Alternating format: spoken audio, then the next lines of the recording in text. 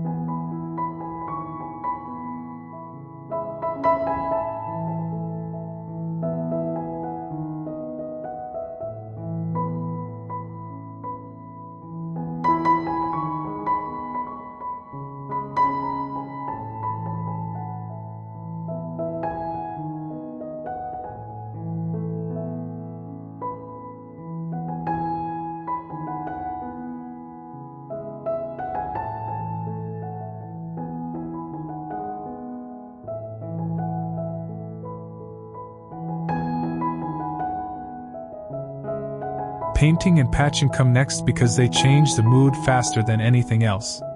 An old bench gets a quick sand and a coat of outdoor paint in a warm gray. Galvanized buckets get a coat of spray paint in deep green to unify their look. It's amazing how much a fresh coat will lift the whole area.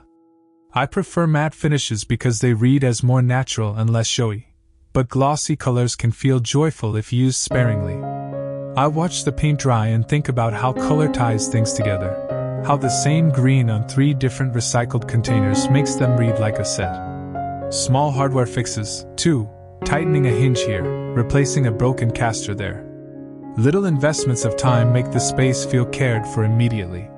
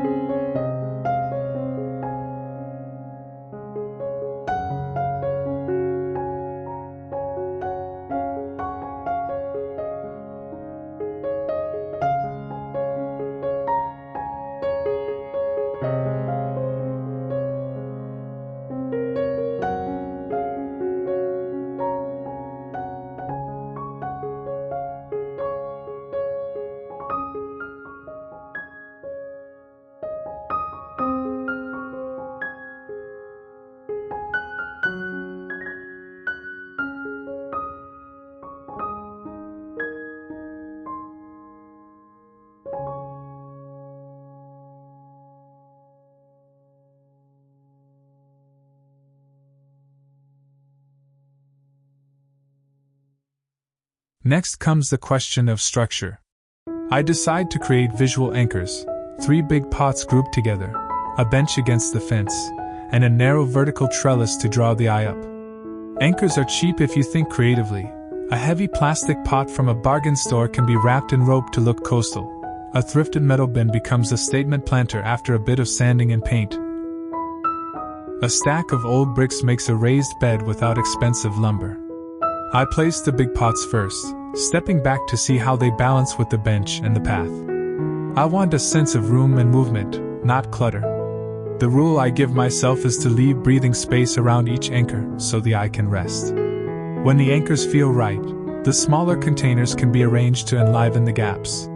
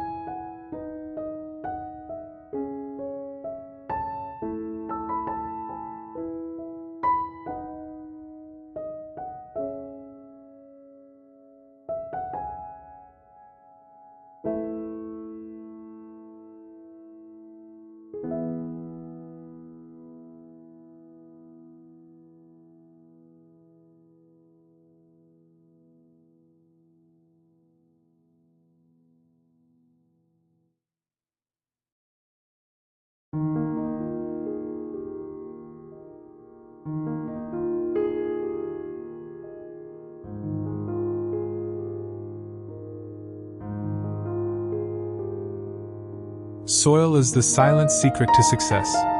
No amount of pretty pots will coax life from bad soil.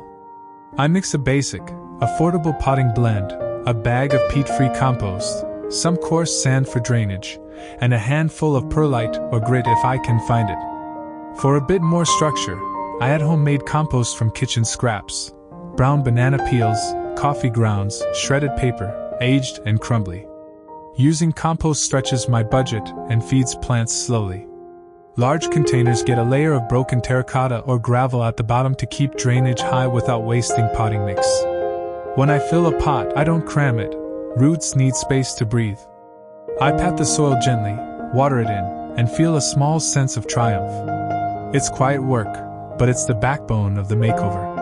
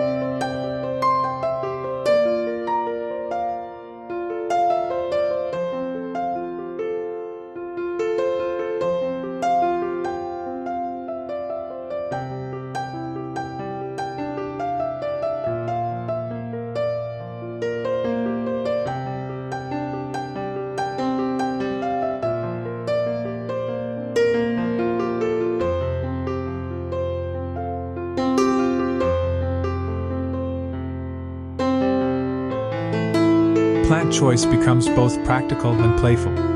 I decide to prioritize hardy, low-cost plants that give big impact: ornamental grasses for movement, lavender for scent and pollinators, hostas for shade, succulents for sunny spots. Herbs are essential. They're useful, cheap, and fragrant. I tuck basil in a pot near the door and plant rosemary in a tall container so it becomes a living screen near the grill. I buy plugs and small starts rather than full-grown specimens. For the price of one large plant, I can get several younger ones and fill more pots. Some annuals, marigolds, petunias, provide instant color and are affordable. Perennials like echinacea and salvias cost more upfront but come back each year, so I stagger purchases across seasons. The palette is mostly green with bursts of warm color, so the space reads calm and intentional.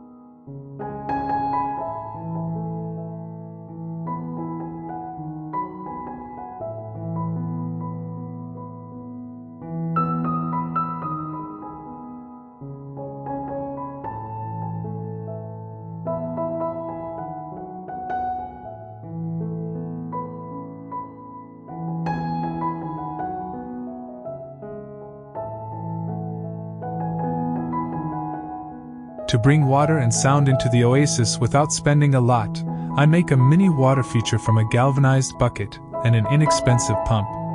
The pump is hidden beneath river stones, and the water circulates, so it's not wasteful. I'd position the bucket under a shade cloth so the water stays cool and algae is slowed. A small fountain changes everything. It cools the air a touch, it masks distant traffic, and it invites bees and birds. If electricity is an issue, solar pumps work well in sunny spots. I save a little by choosing a clever, small design rather than a grand piece. The sound is soft and comforting, and friends notice it immediately when they come by.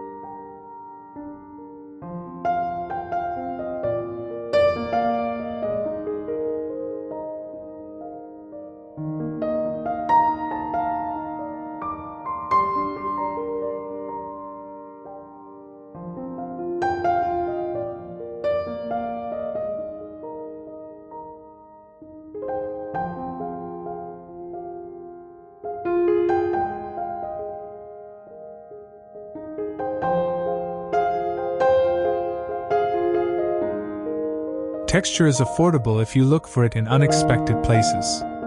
I use old looms of fabric and thrifted rugs to add softness underfoot. Cement blocks become shelving for succulents. Broken tiles create a mosaic along the edge of a raised container. I wrap plain pots with jute rope, creating bands of texture that hide cheap plastic and look handmade. Driftwood, smooth stones, an old enamel basin, these found objects add warmth and story. The trick is to repeat textures and materials so the eye reads them as a deliberate choice. A repeated band of rope or a line of rusted metal across several planters creates cohesion and feels like design rather than salvage.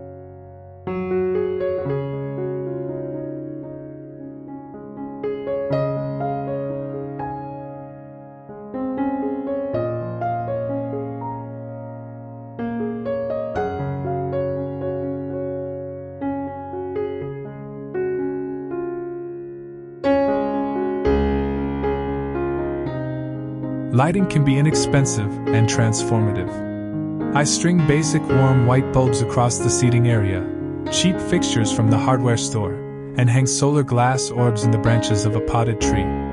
Battery-operated LED candles in jars add a soft glow in the evenings, and a few stake lights along the path keep trips to the gates safe.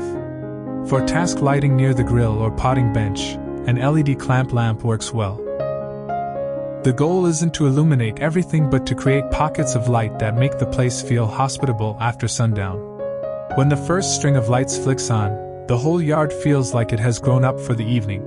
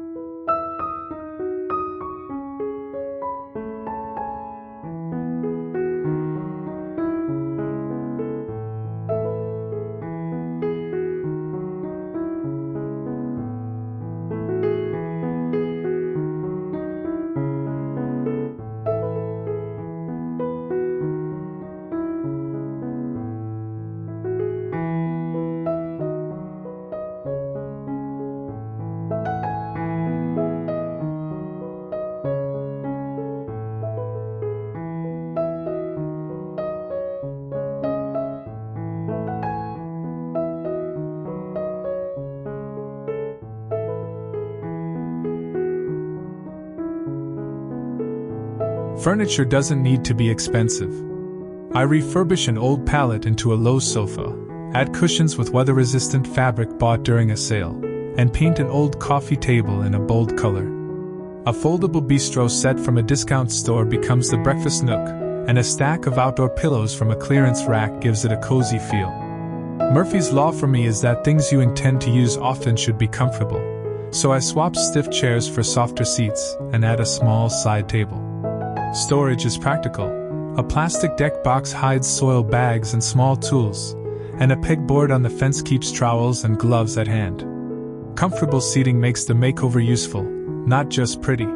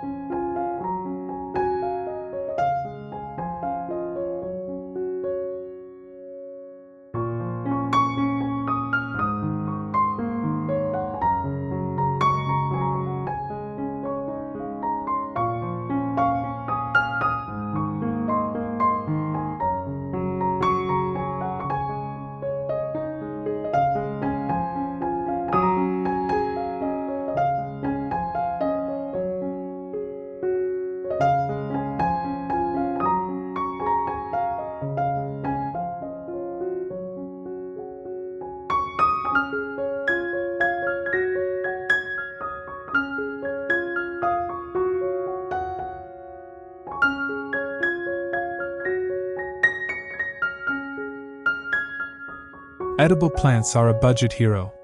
Tomatoes in a large pot, a dwarf lemon tree on a sunny side, and a line of herbs by the kitchen door supply months of flavor for a small price. Growing from seed stretches money further.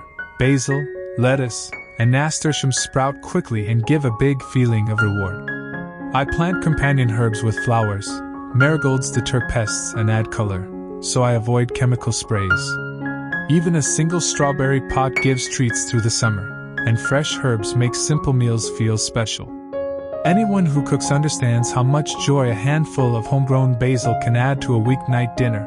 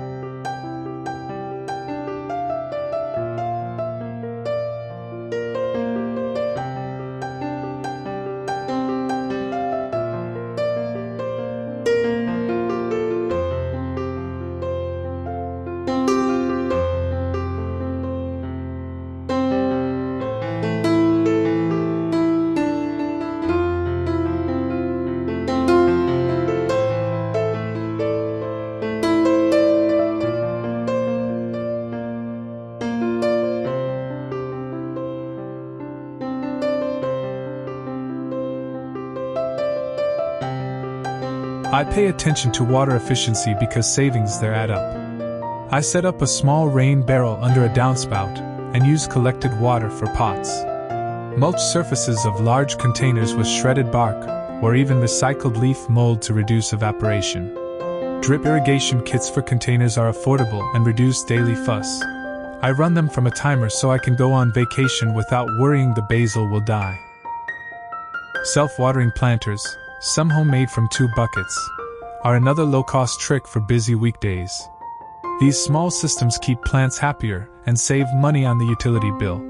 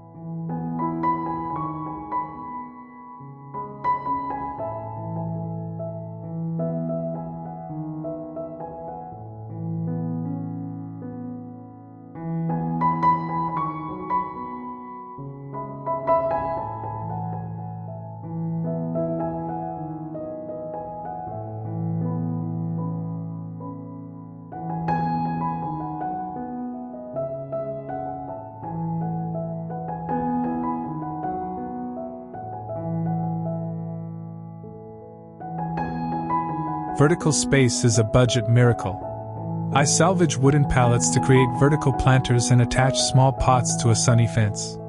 A trellis made from reclaimed lattice supports climbing beans and morning glories, adding green without taking up floor area. Hanging baskets bring plants up to eye level, and a simple rope and plank shelf gives room for more pots. Vertical gardening multiplies the perceived space and uses materials that might otherwise be wasted. The visual effect is immediate. A blank wall becomes a living canvas.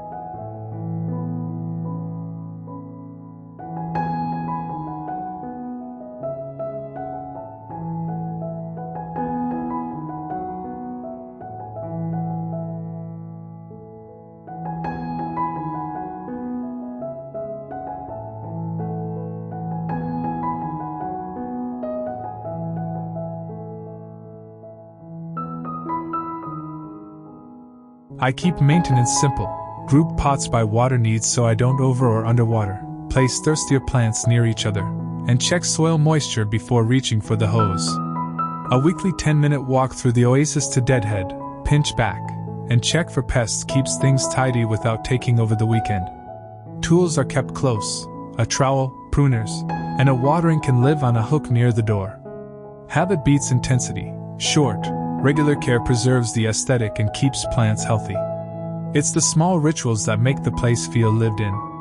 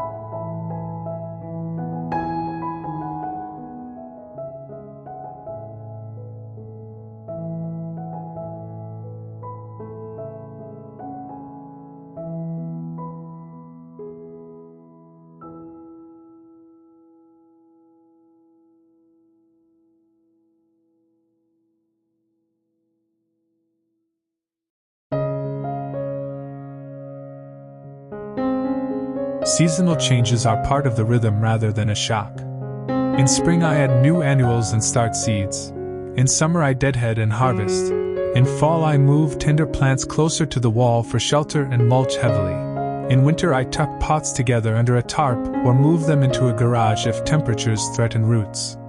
A few evergreen pots, boxwood, evergreen juniper, bay laurel, provide structure through cold months so the yard never reads empty. Planning for seasons means fewer last-minute scrambles and less wasted money on plants that aren't right for the climate.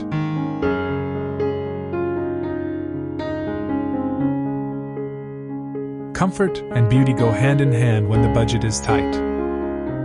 I create a cozy nook with a thrifted lounge chair, a rug, and an oversized cushion scavenged from a clearance bin. A small side table holds a pitcher and a glass, and a tray of succulents on a coffee table feels like a miniature landscape. The idea is to make the space inviting enough that you use it every day. When you sit out morning after morning, the small costs of the makeover are repaid in quiet hours of reading, cooking, and talking. The yard becomes a place you return to, not just a project to admire.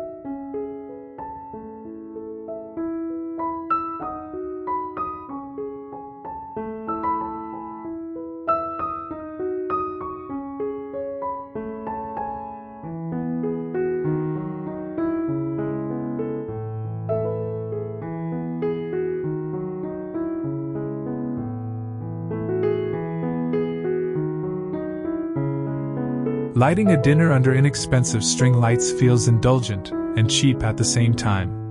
I hang a sheet of fairy lights across the arbor and place jars with battery candles on the table.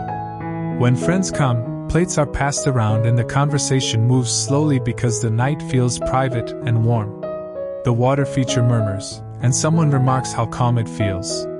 Those kinds of evenings are the payoff for the work and thrift, and they remind me that the goal was always daily delight, not just an Instagram photo.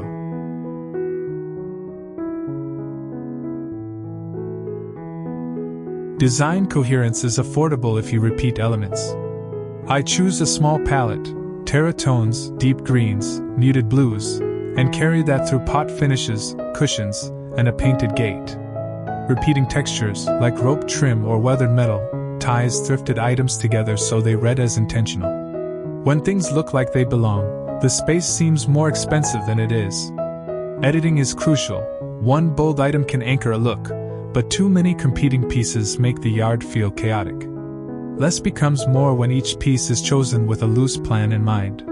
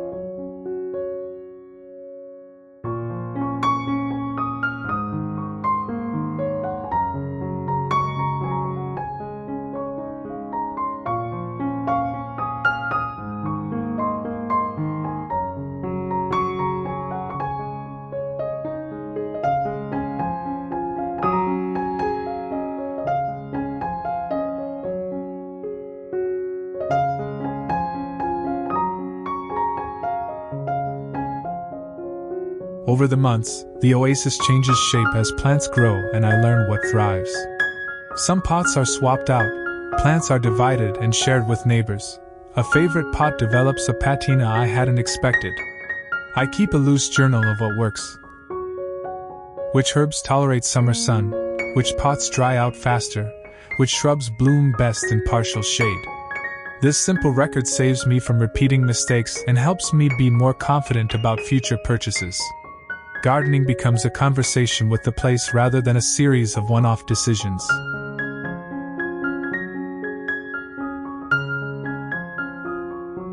Hosting feels natural because the space is arranged for life, not for show. I gather friends for a small potluck, and everyone contributes a dish and a plant cutting for the swap table. People sit across from each other, passing plates and stories. A neighbor asks about the white climbing thing on the fence, and I hand over a clipping. In that passing of plants and recipes, the oasis extends itself outward and becomes part of a small community. Those exchanges feel like interest accrued on the original investment of time and frugality.